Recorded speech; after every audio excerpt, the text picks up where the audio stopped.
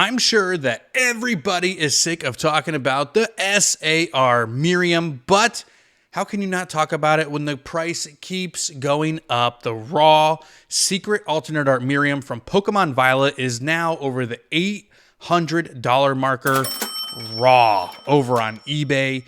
Absolutely insane. Did you ever think that this card would go for that kind of value, Nate? Like, I know, over in Japan, you got the waifu tax, right? The trainers are always more expensive, but like this is blowing my mind, right? Like, we typically don't see prices this high until, the card's like out of print or something. Like, $800 is insane for a card in the most recent set. My mind's blown.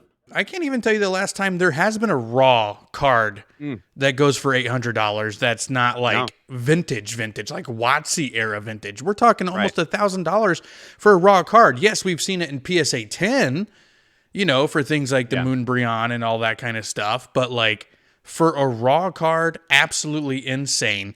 So what we're going to be doing today, guys, here on Next Level TCG is we're going to be taking that price of some of the hotter, most expensive cards of the modern Pokemon TCG, and we're going to be seeing what else we can buy.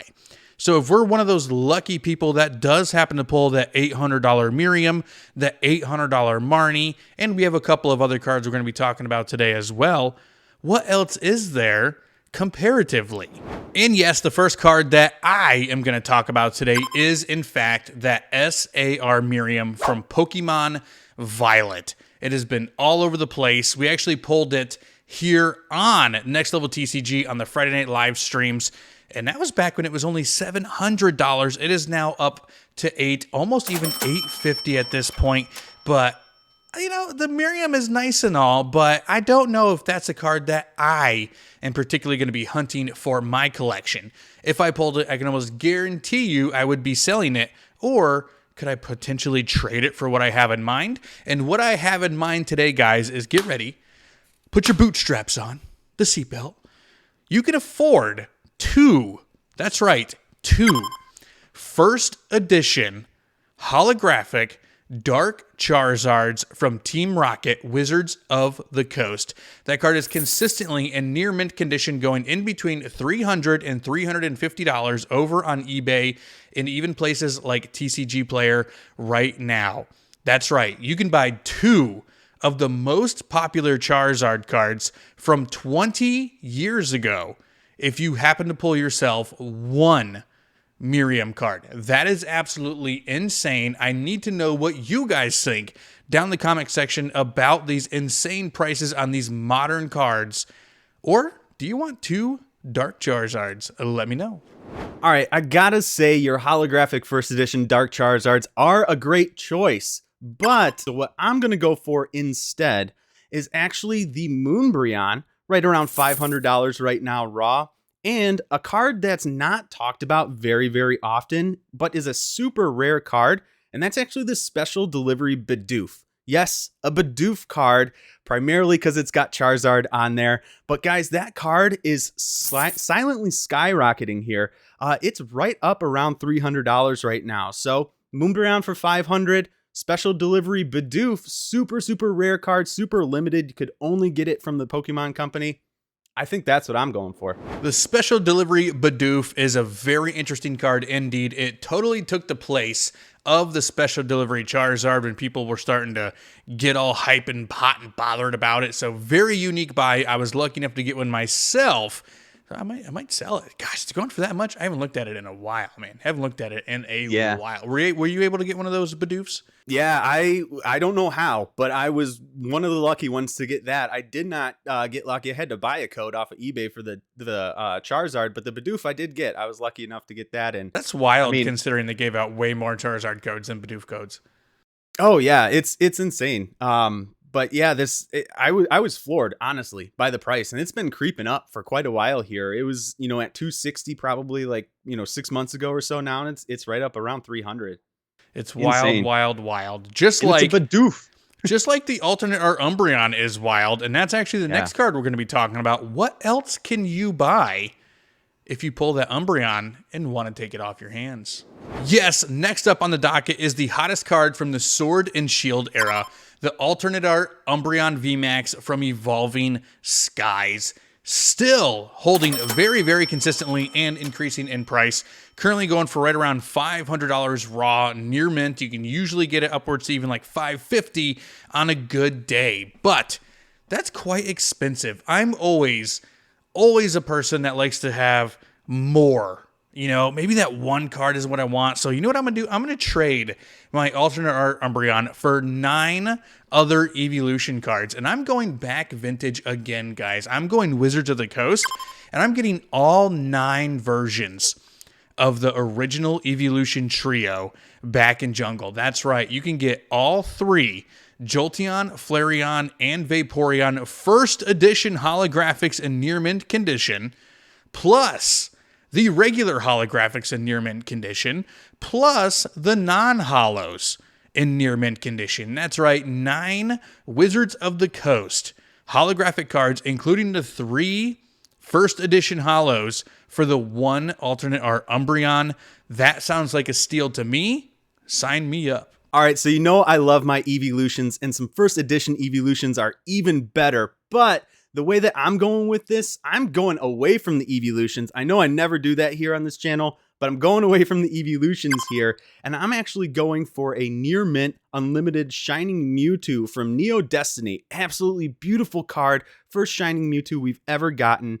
And on top of that, we're going to go ahead and get a shiny Charizard V-Max from Shining Fates as well. So we're doing 2 shiny Pokemon, Shining Mewtwo and shiny Charizard. Got some vintage in there, and we got some modern. Shining so crazy on these cards. It's really, really awesome. I think both of these cards are going to be great. Obviously, they're fan favorites. You can't go wrong with Charizard. You really can't go wrong with Mewtwo. Both Kanto Pokemon as well. I think these are both great long-term holds also. And some great pickups over the Umbreon. The next modern Pokemon TCG card that we're going to be talking about that is carrying very high value that I don't think a lot of people saw coming was the alternate art Giratina from Lost Origins.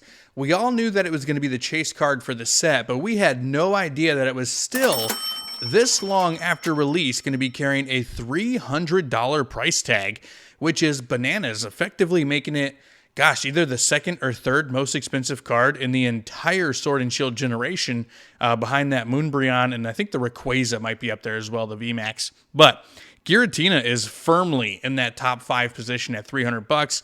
You know, and as much as I love Giratina, I really, really do. Again, I just have my heart set on some Wizards of the Coast vintage in this regard. It just is more rare. So I'm going to trade my Giratina alternate art that I actually did pull. That's not true. Logan pulled it, my son, because he pulls everything and I get nothing. He's lucky I love him. I'm going first edition Fossil Gengar holographic coming in right around between $180 and $200. Now you might be thinking to yourself, there's still some wiggle room there, and there absolutely is. Enough room to pick yourself up a near mint holographic Sabrina's Gengar holographic as well. That's right, you're talking about the 2 first Gengar cards printed in their holographic forms that you can get for trading 1 Giratina alternate art, and you would actually still have about $20 left to buy yourself your favorite Starbucks coffee. Think about that when you're sipping on that coffee, how much money you saved and traded for those vintage cards.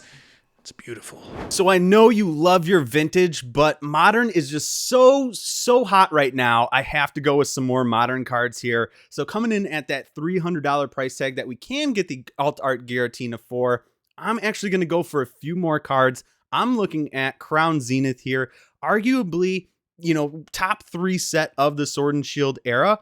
And we're looking at 5 different cards here. I can't count, 4 different cards here. We're looking at 4 different cards here for the price of the alt art Giratina. For that price, you can still get yourself a Giratina. You can get the gold Giratina. You can get the gold Arceus. And then we can look at the Leafeon V-Star and the Glaceon V-Star. So I didn't get away from the evolutions. I still got some evolutions on my list here today. I think all 4 of those cards are absolutely great. Those gold cards from Crown Zenith are absolutely beautiful, essentially alternate art cards as well. And then, of course, I've said it a million times here on the channel, the Evolutions, fan favorites. I've said it a million times, guys, and these two cards are absolutely beautiful, holding some good value, and I think increasing a little bit here as well. So I think all 4 of these are actually a better pickup than the Alt-Art Giratina. Let me know what you think. You know, you had me going there for a second, Nate, because I thought you were able to squeeze in all 4 gold cards, so I got really, really excited. But after looking at it here while you were talking, you're only like $20 off from being able to actually afford all 4 of those gold cards, which is insane. And I would even argue that the gold V-Star at the end of the day may be a more fondly looked at cards. Like, what do you think between the 2 Giratinas? Like, which, you know, take value aside, right? Because obviously you want the more expensive card. But when you're just looking at them, which one would you rather have your collection in terms of artwork and feel and just excitement? Yeah, personally for me, I would go with the gold. I love how it kind of goes as a set with, you know, all 4 of those gold cards. You don't have that with the Alt-Art, you know, from Lost Origin. It is a really cool card. The one from Lost Origin has grown on me a lot. You know, with the crazy, you know, design and background and everything like that. Yeah. You know, but the gold, the shininess of the gold really gets me, and you know, kind of the, you know, it's not just the gold Giratina, you know, V-Star. You know, that we got in Lost Origin, just kind of reprinted. It's an alternate art version of it. So I think it's the gold all day. You know, now that we're talking about it, I think having that 4-piece set is going to be something that is heavily worth investing in down the road. So if you're looking to pick up some stuff to hold on for long terms, I think that 4-piece gold set of Giratina, Arceus, Palkia, and Dialga will totally be worth it. And if you enjoyed today's video, please smash that like button for us. It really, really helps us out. It only takes you guys 1 second. Are we not worth 1 second of your life? And if you are a Pokemon TCG fan, drop a sub as well, as we post multiple videos every single week here on Next Level TCG. Nate, is there anything you want to say here before we get out of here? Yeah, guys, you know, just, you know, fight that FOMO. It's not all about sealed product when it comes to that FOMO. It's also about those top chase cards as well. And, you know, fight that FOMO, make some smarter plays. I like it, guys. And remember, if you want to level up, you need to be kind and be yourself.